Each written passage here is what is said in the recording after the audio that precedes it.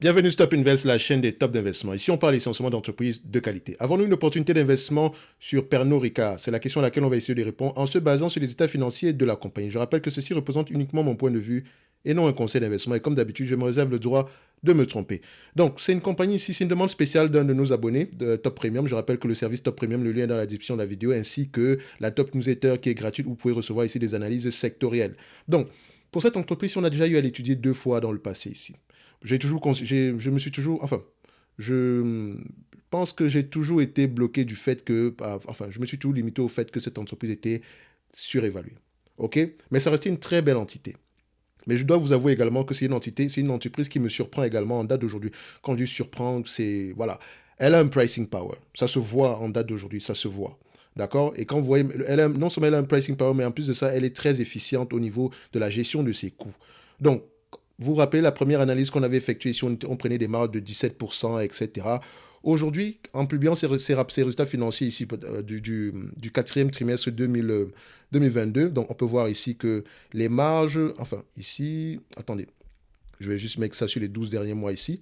Voilà, pour avoir toute l'information. Donc, ce n'est pas encore actualisé sur Coifin par rapport aux 12 derniers mois, mais au moins, on a cette information à ce niveau-ci. Donc, je vais juste vérifier si elle ne publie pas ses résultats financiers. Ah, elle publie ses résultats financiers au mois de juin de chaque année. Excusez-moi, c'est moi qui ai fait... Attendez, c'est moi qui ai fait une erreur. On va juste vérifier ça ici. Voilà, je reviens là. On va arranger ça. Et voilà. Donc, on ferme ça, on ferme ça, on ferme ça. On met ça sur annuel. Et voilà, oui. Je pense que son année fiscale se termine généralement au mois de juin. D'accord? Je pense que ça se termine au mois de juin. C'est pour ça que présentement, nous sommes en... Voilà, si elle est publiée en décembre, ça veut dire qu'on sera aux alentours ici du deuxième trimestre. Donc, on peut également aller voir ça ici sur le site web directement. Parce que je ne suis pas allé regarder les rapports financiers avant de faire cette vidéo aussi. Donc, tout à fait normal. Donc, on peut le faire ici directement. Investor. Ça vous permet également de voir à peu près comment est-ce que vous pouvez accéder à ces informations-là. Donc, moi, je tape toujours le nom de l'entreprise, je mets Investor Relation, je tape et je rentre à l'intérieur. Je rentre sur le site web présentement et j'arrive sur ce site. On est quoi? OK, half year, OK, parfait. Donc, c'est la moitié de l'année 2023. Donc, on est dès la moitié de l'année 2023. Donc, c'est déjà le second trimestre ici. Donc, on peut mettre ici read, on peut le mettre en français. Hein. Donc, en français, voilà. Et on va mettre ici lire le communiqué de presse. Ça, c'est lire le communiqué de presse uniquement. Donc, le communiqué de presse ne fait pas référence ici au rapport financier. C'est le communiqué de presse. D'accord? Donc, on va mettre accepter ici. OK. Donc, on peut voir ici que la croissance, on a une croissance des revenus ici. On a un effet de change favorable, principalement dû à l'appréciation du dollar américain, l'euro, chiffre d'affaires. Donc, croissance ici dynamique, etc. Phase favorable, etc. Donc, ici, qu'est-ce qu'on a? Je cherche ici CTRL F. Je cherche l'information concernant le prix. Donc, très forte croissance diversifiée du chiffre d'affaires et du ROC, donc Return on Capital, OS1, fort effet prix, croissance des volumes et maintien des marges. C'est bien. En fait, moi, j'aime bien le fait que quand on augmente les prix, que les volumes suivent ou bien que les volumes restent stables. OK? Donc, si les volumes augmentent, ça veut dire que la demande est toujours là. OK? Donc, ce sont ces deux éléments qui m'intéressent. Si on augmente les prix alors que les volumes diminuent, ça commence à... Il faut faire attention. Donc, l'effet prix ici a eu pour effet... Enfin, l'effet prix a eu pour mérite de maintenir ici les marges de la compagnie. OK? Donc, on regarde ici à peu près ce qui s'est passé. Est-ce qu'ils mentionnent ici des informations par rapport au troisième trimestre 2023? Donc, par rapport aux perspectives ici, on dit que forte croissance diversifiée du chiffre d'affaires, revenu gros, dépenses publiques promotionnelles d'environ 16% du chiffre d'affaires, accélération du CAPEX et stock stratégique porté par une solide génération de cash. Donc, quand on dit ici accélération des investissements en CAPEX, c'est-à-dire que est-ce qu'on n'aura pas des free cash flow moins élevés que d'habitude ici parce qu'on va investir massivement dans le capital expenditure? Donc, c'est la différence si ce sera le capital expenditure de croissance. OK, donc il faut aller vérifier à peu près quelle est la dépense en capital de maintenance. Donc, confirmation du montant du programme de rachat d'actions ici, ça c'est une bonne chose. Attendez, il faut faire attention. Ici, c'est bien de racheter des actions, mais parfois, à un moment donné, c'est pas bien. Ce serait plutôt intéressant de garder du cash. Est-ce que l'entreprise devrait racheter ses actions en date d'aujourd'hui ou pas? Franchement, de vous à moi, mon avis est le suivant. Je pense qu'elle ne devrait pas racheter ses actions. D'accord? Je pense qu'on est déjà à un niveau assez élevé. J'ai même pas encore, je pense que, voilà, on est à peu près au même niveau que la dernière fois ici. D'accord? Donc, on va se dire ceci. C'est pas une entreprise qui devrait racheter ses actions. C'est plutôt une entreprise qui devrait privilégier, enfin, améliorer ici le bilan financier, pas que ce bilan financier-là est mauvais, donc au niveau de la dette, et également peut-être augmenter le dividende ici. Donc, est-ce qu'ils l'ont fait peut-être également, donc je peux vérifier ça ici. Est-ce pour le dividende, je ne pense pas qu'on l'annonce généralement ici en période intermédiaire, donc le dividende, ça sera peut-être au quatrième trimestre ici, mais le rachat d'actions, je ne pense pas que ça, voilà, c'est pas mauvais, mais voilà, j'aurais préféré qu'on garde encore ce cash-là, qu'on rembourse la dette. On voit ici qu'on a un niveau de dette aux alentours de 9 milliards 789, c'est plus élevé que ce qu'on avait précédemment ici. Donc, c'est pour ça que je dis le 750 millions qu'on réserve pour les exercices 2022-2023 ici, nouvelle tranche de 300 millions à lancer très prochainement. Donc, il serait plutôt intéressant de repayer la dette. Tout simplement parce que, en fait, le rachat d'actions, c'est une sorte un peu de dividende déguisé, mais un dividende qui veut dire ceci.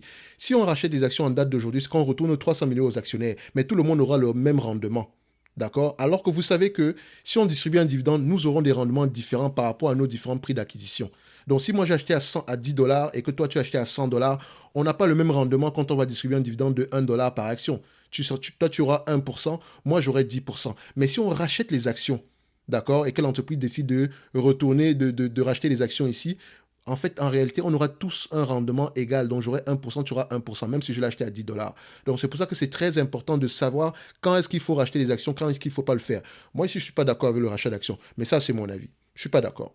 D'accord? Et ça ne veut pas dire que l'entreprise, voilà, attention. Ici, il y a peut-être une information qui manque dans le sens où le management pense peut-être qu'ils vont continuer à augmenter les marges ici, d'accord? Auquel cas, on aura peut-être des marges futures aux alentours de 25%, alors qu'actuellement, on a peut-être des marges en moyenne sur les 24 derniers mois. Ici, on a des marges de 20% par là, alors que nous, on avait pris du 17%, d'accord? Donc, les marges sont de plus en plus élevées et le plus important, c'est que ces marges-là soient tenables dans le temps. Donc, ici, aujourd'hui, ce que je vais faire, je vais vraiment faire ce qu'on appelle... Mon raisonnement sera très optimiste. On va le dire comme ça. Parce qu'ici, je vois carrément qu'il y a un effet prix.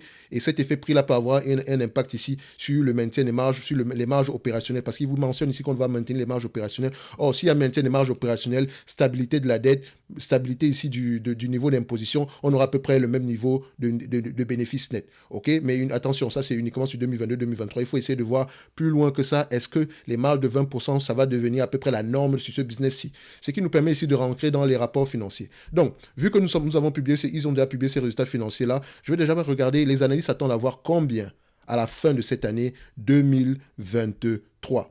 On s'attend à voir à peu près aux alentours de, je prends le next 12 months ici, donc je le zoome un tout petit peu ici, donc on aura à peu près aux alentours de 12 milliards 280. Attention, ce qui est également bien, c'est que ça monte, d'accord? Ils sont de plus en plus optimistes. 12 milliards 280. Vous voyez qu'au début, notre première analyse était à 9 milliards. Là, on est à 12 milliards. Ça fait quand même une grosse différence. Si on avait inclus le 12 milliards quand on faisait la première analyse ici, on aurait peut-être eu quelque chose de différent. C'est pour ça que quand vous allez prendre l'estimation des analystes, nous sommes en 2023. OK?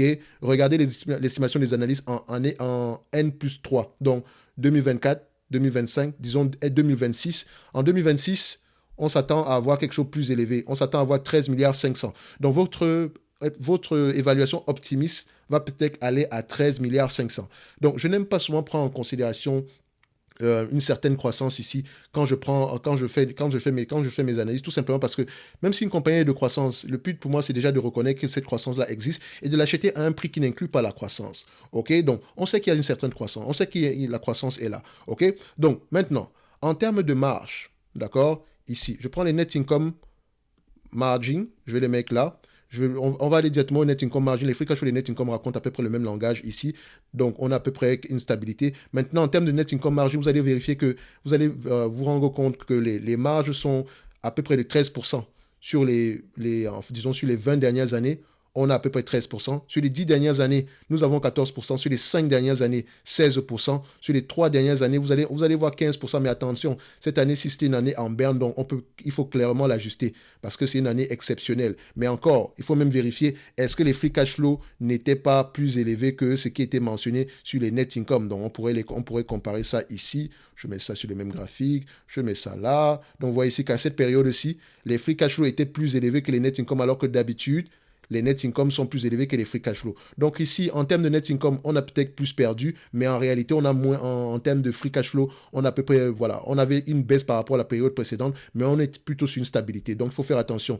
Donc, quand on prend l'ajustement ici par rapport à la médiane, Ok, vous allez voir que la médiane sera impactée négativement sur les 3 dernières années à cause de cet élément-ci. Mais si on dézoome un tout petit peu, on se dit qu'ok, si on choisissons d'exclure cette partie-ci, on peut se dire que c'est un business qui peut aller aux alentours de 18% par là. Donc pour essayer de corriger ceci, on va peut-être le prendre ici sur les 12 derniers mois. Malheureusement, je n'ai pas l'information ici sur je n'ai pas l'information sur les 2 dernières années, je peux uniquement l'avoir sur par rapport sur les 12 derniers mois. Sur les 12 derniers mois, on a 19%. Après également, je peux choisir de le mettre à une certaine période, hein. Je peux choisir de mettre ça ici. Voilà. On peut voir ici qu'on a à peu près du 19% par rapport aux 24 derniers mois. Mais attention, vous voyez que les marges augmentent de plus en plus. Ça augmente de plus en plus. On vous parle également d'un effet prix, d'un effet volume positif. Je prendrai 20% aujourd'hui. Et je suis très optimiste en prenant 20%. D'accord? Donc, on se dit ici que Thierry, ce qu'il a en train de faire ici aujourd'hui, il est très optimiste. Et je vous rappelle toujours une chose. Quand vous faites l'évaluation d'une compagnie, vous devez généralement avoir 3 hypothèses. Une hypothèse de base, selon X conditions, on peut se dire qu'hypothèse de base, je le prends à 15 fois les bénéfices. Hypothèse optimiste ici, je le prends ici à 20 fois les bénéfices. Et l'hypothèse pessimiste, je le prends à 10 fois les bénéfices. OK? 10 fois les bénéfices selon telle condition, 15 fois les bénéfices selon telle condition, 20 fois les bénéfices selon telle condition. Et j'essaye maintenant de me situer par rapport à ces différentes hypothèses-là. OK? Donc ici, je vous présente généralement une seule hypothèse. Mais également, il faut en faire plusieurs. Vous pouvez également utiliser plusieurs niveaux, comment on dit ça, plusieurs méthodes d'évaluation ici. Ce n'est pas la seule. Moi, j'aime bien utiliser celle-ci parce que ça me permet d'aller directement droit au but, parce que ça me permet de penser en termes de rendement. D'accord? Les marges ici, quand je les prends à 20%, mon but ici est de demander, je me pose la question de savoir, est-ce que c'est durable? Quand je regarde le passif de cette compagnie ici, je vois ici on est en pleine période d'augmentation des marges. Ça se voit ici qu'on est clairement sur une évolution de ces marges-là. Maintenant, on peut également vérifier par rapport aux analystes. Les analystes s'attendent à avoir des marges nettes de combien? Disons en année N+3. N+3, on prend des marges nettes d'à peu près 2,7 milliards. Maintenant, je vais vérifier les revenus attendus en N+3. C'est combien? On prend ça, on met N+12. Non, ce sont les 12 derniers mois ici. On va mettre ici en N+3. N+3, N ici étant l'année. Donc, en année 3, si vous voulez. Donc, en année 3 ici, on a ça. Non, c'est la même chose. Qu'est-ce que je fais? Bon, voilà. Revenus, d'accord. Sales, en année 3. Ça, c'est 12 prochains mois, dont 2023, 2024, 2025, 2026. Donc, N3, c'est ça. Donc, N3, on dézoome un tout petit peu. Je me retrouve à peu près à avoir des revenus 13 milliards. Voilà, on va le mettre ici. On est à 13 milliards 440. Donc, si je prends 13 milliards, d'accord, 440, multiplié par 20% qu'on va prendre ici aujourd'hui, on va se retrouver à 2 milliards 688 pour les bénéfices nets. Les analystes s'attendent à combien? 2 milliards 780, donc un peu plus que ça même. Donc, ce qui nous permet de dire que les marges vont avoir tendance à se maintenir, selon les analystes. Retenez-le bien. Donc, on garde le 20% ici. Maintenant, on va aller au niveau de la dette nette. Au niveau de la dette nette ici, je prends directement la dette nette qui est affichée sur Coif. Non, on a l'information ici. Donc, on peut travailler directement avec ce que le management mentionne directement ici. OK? Donc, ils nous ont donné l'information par rapport à la dette nette. On va aller vérifier cette dette nette-là. On va prendre l'information du management ici, donc 9 milliards 789. D'accord? Je prends 9 milliards 789. OK. Avant de commencer ici, oh là là, ça va me faire sortir de cette affaire-ci. Oh, bref, on retourne seulement, on va juste retourner ici, voilà, on va se limiter là. Donc on a 9 milliards 789. Maintenant, le nombre d'actions. Pour le nombre d'actions ici, est-ce qu'on nous donne l'information par rapport au nombre d'actions? Si ce n'est pas le cas, bon, je peux le vérifier ici. De toutes les façons, ils vont me donner l'information parce que vous pouvez télécharger ici les éléments comptables directement. Donc, ce que je vais faire, je vais faire ici, c'est que je vais utiliser les éléments ici de Coifin. OK? Donc, on va prendre ça ici. On va prendre le nombre d'actions ici. Dilute, d'accord? On prend ça, on met ça là. Voilà. Donc, c'est ajusté au stock options, etc. Comment on appelle ça encore? Les dettes convertibles. C'est pour ça que je prends toujours le dilute weighted average share, d'accord? Donc, parce qu'il y a deux types. Il y a les actions non diluées et les actions diluées ici. Quand on dit dilué, ça prend en considération les dettes convertibles qui arrivent à maturité ou ce genre de choses-là. Donc, prenez toujours le dilute, c'est mieux, d'accord? Donc, on voit ici, la tendance est à la baisse. 257,37, je vais mettre ici 258 pour faire simple. Nombre d'actions. 258. Maintenant, en termes de PER, qu'est-ce que je vais utiliser? Je sais que c'est une entreprise ici qui a de bons produits. Attention, les marques ici, c'est bien, on peut aller regarder, c'est de l'alcool, on a un pricing power certain, mais le marché paye généralement combien pour ce genre de business? Quand on dézoome un tout petit peu, le marché paye généralement aux alentours de 20 fois les bénéfices. D'accord? Sur les 20 dernières années, c'est 20 fois les bénéfices, c'est 22 fois les bénéfices. Sur les 10 dernières années, c'est 25 fois les bénéfices. Sur les 5 dernières années, nous sommes à 29 fois les bénéfices. Donc, je prendrais 25 fois les bénéfices, c'est déjà assez optimiste. Mais normalement, vous devez prendre trois hypothèses, 17, 20, 25, selon moi. OK? Ça ne pourrait pas se vendre à moins de 17, à 20 fois même, on est déjà assez gentil. Mais ça reste également que nous sommes dans un environnement inflationniste. Elle a un pricing power certain, mais également l'augmentation des taux d'intérêt aura tendance à diminuer les multiples d'évaluation. D'accord? À réduire les multiples d'évaluation. Donc, ici, on prend 25 fois les bénéfices, on a tous les éléments nécessaires pour effectuer l'évaluation de la compagnie ici. Je rappelle encore que le lien vers le service ici, le Top Premium, est dans la description de la vidéo. Sur ce service-là, vous pouvez avoir des analyses quantitatives comme c'est qu'on est en train de faire présentement ici. Donc, vous pouvez me demander d'analyser n'importe quelle compagnie. Et chaque mois, je vous présente deux entreprises, deux notes d'analyse, enfin, pour les entreprises que moi, je considère comme étant sous-évaluées, et on continue à faire le suivi. Ça ne veut pas dire qu'on vous promet un quelconque rendement si vous achetez ces compagnies-là, parce que si vous les achetez, c'est parce que vous avez fait vos propres devoirs. Donc, si vous décidez de faire vos propres devoirs et que vous avez des questions, on va y répondre, d'accord? Donc, le but ici est de s'entraider afin de pouvoir à peu près, voilà, être indépendant à long terme, ok? Parce que le plus important pour vous est de penser de manière indépendante, ok? Donc, ça vous permet également de soutenir la chaîne. Donc, vous avez également le service de la top newsletter qui est gratuit, qui vous permet d'avoir des analyses ici sectorielles. Sans oublier que dans tous ces deux services-là, il y a des Discord. Donc, les liens Discord ici sont différents. Donc, si vous êtes déjà dans le Discord de la top newsletter et que vous avez acheté le service Top Premium ici, et que vous n'êtes pas dans le second Discord de la chaîne qui s'appelle Top Picking, envoyez-moi un message ou bien vérifiez vos messages, je vous envoie une vidéo à tous et à toutes, d'accord? On revient ici. On a tous les éléments nécessaires pour effectuer l'évaluation. Rappelez-vous, revenus attendus en 2023, sur les 12 prochains mois. Croissance des revenus, on met ça en berne, on sait qu'il y aura croissance, etc. Ça reste de l'information supplémentaire. OK? Donc, qu'est-ce que ça va nous donner ici? 12 milliards 280. OK? 20% de ce montant, c'est combien? 20% de ce montant, c'est 2 milliards 456. Multiplié par 25 fois les bénéfices. Je rappelle que 25 fois les bénéfices, c'est 4% de rendement. Ça veut dire que si j'achète cette compagnie-ci en date d'aujourd'hui à 25 fois les loyers, si je l'achète à 100 dollars et que 100 dollars représente 25 fois les loyers, je reçois des loyers de 4 dollars par action.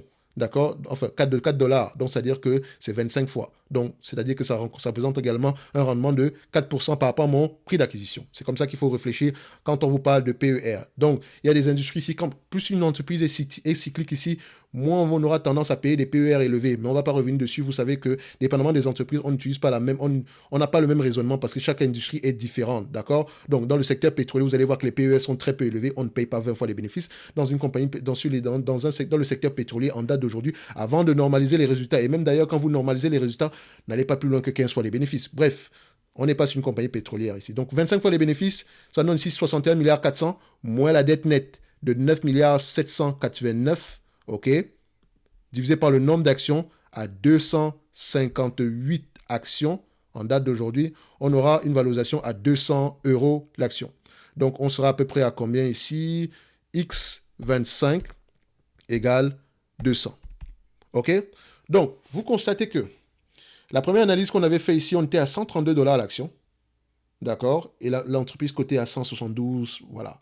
Aujourd'hui, la même valorisation en étant un tout petit peu optimiste, en prenant en considération l'évaluation des marges, l'augmentation des revenus, d'accord, pour 2023, on se retrouve à avoir ici 200 € l'action. Donc aujourd'hui, on se dira que l'entreprise est correctement évaluée et ça n'inclut pas une quelconque croissance future. Mais n'oubliez pas, on a pris 25 fois les bénéfices. D'accord? Je vous encourage généralement à utiliser plusieurs multiples. Donc ici, si on prend le multiple ici, voilà, vu qu'on était à 25 fois, on était à 2 milliards 456 fois 20 fois les bénéfices, moins la dette nette ici qui sera aux alentours de 9 milliards 789, divisé par le nombre d'actions à 258. Donc à X 20 fois les bénéfices, ici on sera à 152 $. Donc X 20 égale 152 €. Voilà, c'est 152 €. Donc, si on s'échange à 20 fois les bénéfices, c'est 152 €. Si on échange à 25 fois les bénéfices, c'est 200 €. Maintenant, multiples élevés ici dépendent de la croissance future. Ça dépend de l'augmentation des marges également. Personnellement, si vous me demandez, OK, Thierry, tu vas acheter cette compagnie ici en date d'aujourd'hui, à combien? ça, je vous dis, ça va dépendre de la croissance future. Ça va dépendre vraiment de la croissance future. Quelle est la stratégie du management par rapport à la croissance future? Parce que rappelez-vous, on a une histoire de 13 milliards 500 ici en N plus 3. Soyons fous. Je dis bien, soyons fous. Je vais aller en N plus 5. Est-ce qu'on a l'estimation ici en N plus 5? Je vous rappelle que plus vous avancez dans le temps, moins et plus vous avez tendance à avoir des données qui sont assez faibles, comment dire ça, assez fragiles. D'accord? Donc, moi, j'aime toujours utiliser les 12 prochains mois parce que c'est déjà assez compliqué de faire des prévisions sur 12 mois. Donc, 15 milliards ici, multiplié ici par 20% de ce montant-là, fois 25 fois les bénéfices, ne prenons même pas la dette. Divisé par le nombre d'actions actuelles à 258 $ l'action, d'accord? On sera à 290 $ l'action. Donc, 290 par rapport au prix d'acquisition actuel, admettons qu'on est à 195, d'accord? Et exposant donc sur les 5 prochaines années, on aura un rendement de 8% avant le dividende. Donc, ça va dépendre du potentiel de croissance. Si on arrive à ces 195 $ là, si on arrive à ces 15 milliards en année N plus 5, donc d'ici 2028, avec 20% de marge bénéficiaire, l'entreprise pourrait peut-être être valorisée à plus que ça. Maintenant, c'est à vous de choisir. Est-ce que ça m'intéresse de prendre ici un multiple aux alentours de 25 fois les bénéfices avec un rendement de 2% et en espérant qu'on va avoir une croissance de plus en plus élevée et un maintien des marges? C'est à vous de voir. Mais je ne pourrais pas dire ici en mon âme et conscience que nous avons un mauvais prix en date d'aujourd'hui. D'accord? Je pense que la dernière fois, j'étais trop pessimiste. Mais également, les belles entreprises, comme on le dit souvent, il faut souvent accepter de payer un tout petit peu plus. Je ne pense pas, selon moi ici, je ne dirais pas que c'est le genre d'opportunité qui va m'intéresser. Mais c'est une belle entreprise. Il faut qu'on se dise la vérité. Elle a un pricing power, elle le prouve aujourd'hui. Et ce pricing power, personne d'entre nous ne pourrait dire que dans 10 ans, ça ne sera pas plus élevé qu'aujourd'hui. D'accord? Donc, je pourrais dire ici que Pernod Ricard peut être intéressant en date d'aujourd'hui. Ça peut être intéressant, mais voilà, vous savez ce que ça implique. Donc, en termes de dividendes, si l'entreprise vous distribue la totalité des dividendes en date d'aujourd'hui par rapport au bénéfice net actuel de 2 milliards 456, par rapport à la capitalisation boursière actuelle qui est de 50 milliards 670, on aura un rendement de combien? On aura un rendement de 4,84%. Donc, en date d'aujourd'hui, ce dividende, il est safe. Donc, si on va en année N plus 5 et qu'on a quand même 20% sur 15 milliards ici de revenus par rapport à notre coût d'acquisition actuel, d'accord? Le coût d'acquisition, je prends par rapport au market cap actuel, on aura un rendement estimé de 5,92%. OK? Donc, maintenant, à vous de choisir. Est-ce que vous êtes d'accord d'accepter de prendre ce risque-là? À vous de voir. Moi, je considère que c'est toujours très peu pour moi, mais ça reste une belle entité. C'est vraiment une belle entreprise. Pour ceux qui ne veulent pas les mots de tête, nous avons une belle entreprise ici. D'accord? Donc, ceux qui ont acheté l'entreprise aux alentours des 100, 150, 180, voilà. Pour ceux qui font du DCA ou bien du DVA, moi j'aime appeler ça comme ça, c'est pas mauvais non plus également. OK? Le prix actuel peut être intéressant. D'accord? Ceux qui l'ont acheté à des niveaux plus bas que ça, ceux qui l'ont acheté en 2020 par là, vous pouvez dormir sur vos deux oreilles. Nous avons une belle entité ici. Même si elle se négocie à 20 fois les bénéfices, elle vaut quand même 150 $ l'action en date d'aujourd'hui. D'accord? Ceci n'est que mon avis. Je peux également me tromper. Ça n'exclut pas qu'on lise les rapports financiers pour répondre aux questions du maintien des marges, taille du marché, stratégie de croissance. Voilà. D'accord? Donc, on se donne rendez-vous sur la prochaine vidéo et n'hésitez pas à nous rejoindre dans le service Top Premium ainsi que sur la Top Newsletter gratuite. Les liens sont dans la description de la vidéo. Merci.